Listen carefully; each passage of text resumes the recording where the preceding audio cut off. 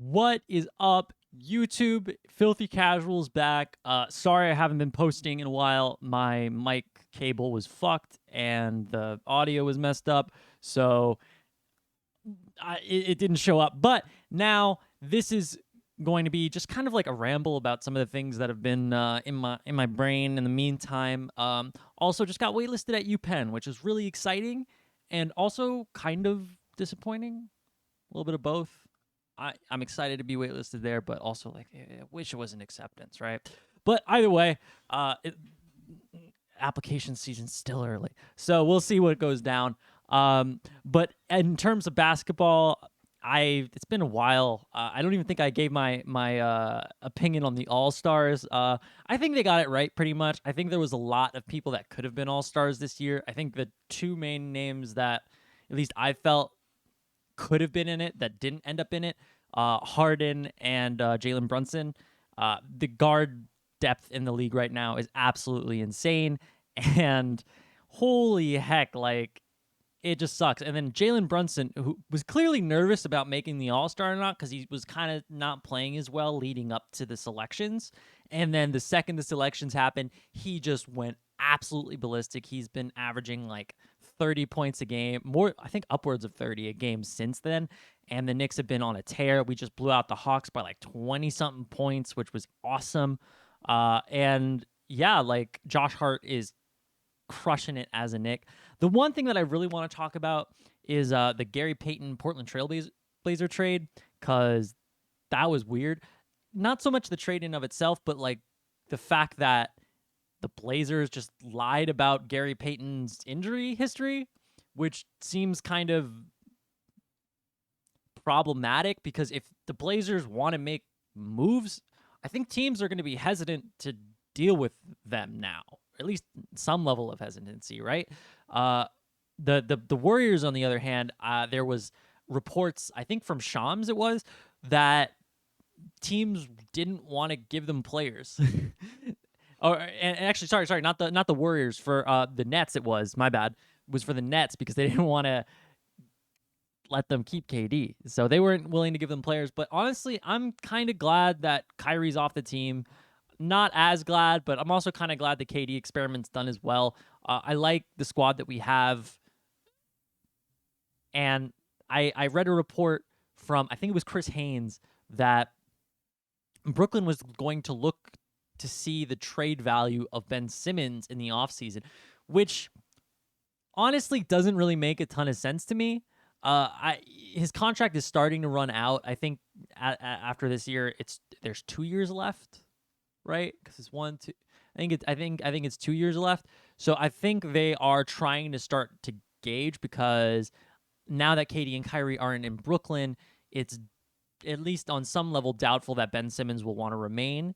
However, Ben Simmons' trade value is at an all-time low. Like, yeah, he's good, I guess, maybe. Like, there's a lot of players that on the Nets that are better than him, which is kind of weird to say. And he's not really shown any improvement. And Jack Vaughn is clearly fucking annoyed at Jack Vaughn is clearly annoyed at Ben Simmons and whatever he's got with his whole whatever. He in a press conference, he was saying to the media that he had no idea what lineups to run Ben Simmons in.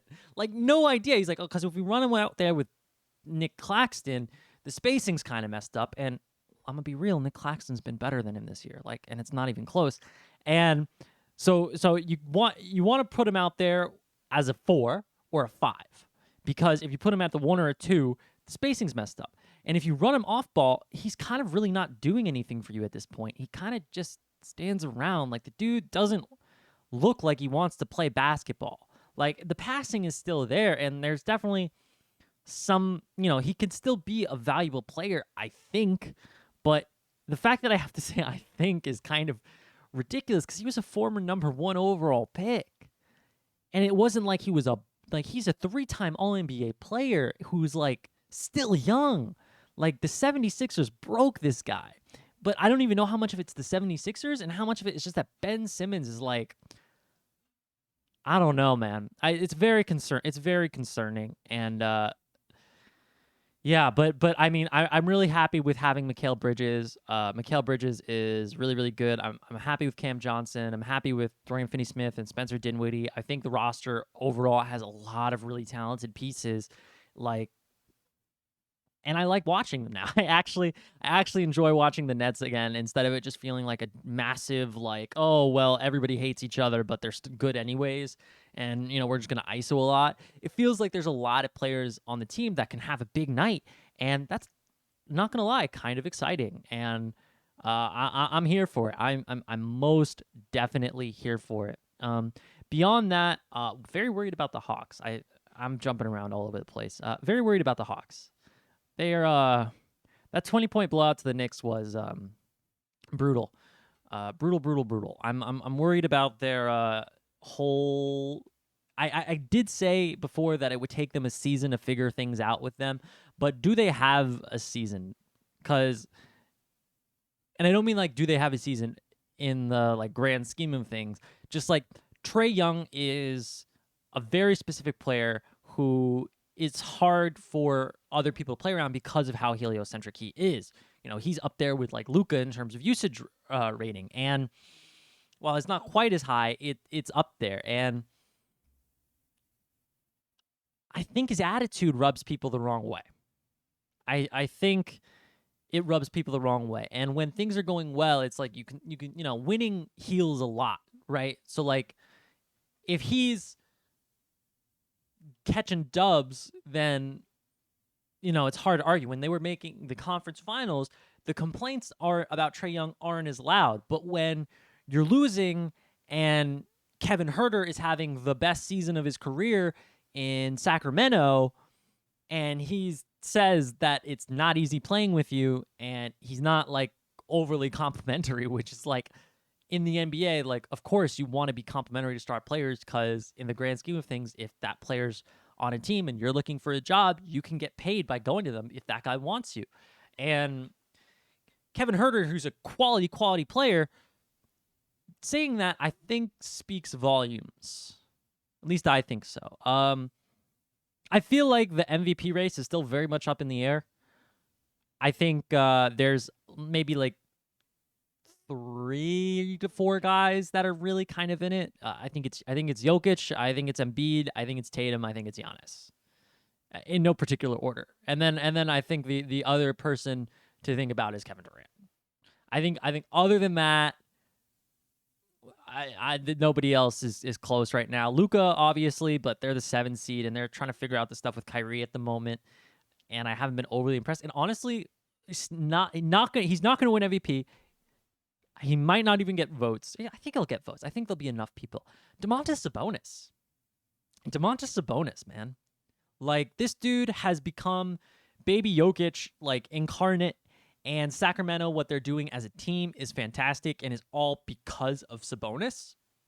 And I think that means a lot. And I think if this is what he can be as a player, I'm going to love watching this team in the playoffs because, let's be honest, the Kings are making the playoffs. They are likely to be, like, I can't imagine them falling out without, massive injuries at this point.